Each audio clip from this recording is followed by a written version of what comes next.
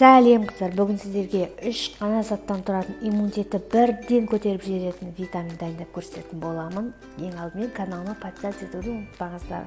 Сонымен бізге ең алдымен жуып тазаланған мейіз, бал және де осындай жуып тазалап кептірілген жаңғақ керек болады. Және осындай блендердің көмегіне жүгінетін боламыз.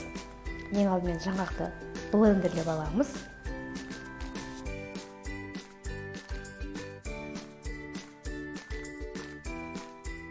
Міне қыздар, жаңғағымыз бен мейізімізді жақсылап блендерден өткізіп алдық. Енді оларды құрғақ ыдысымызға салып, үстінен бал құйып, жақсылап араластырамыз. Дәл видеодағыдай араластырып аламыз.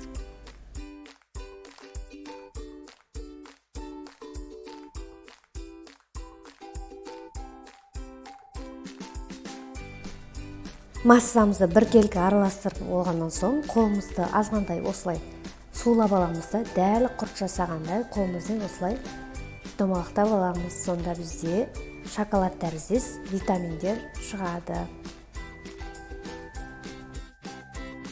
Міне қыздар, біздің 3 заттан тұратын иммунитетті бірден көтеретін витаминчиктеріміз осылай дайындалады. Барлықтарыңызға жасап көруге кеңес беремін. Егер видео ұнаған болса, лайк басып, комментарий қалдырып, каналыма подписаться етуді ұмытпаңыздар.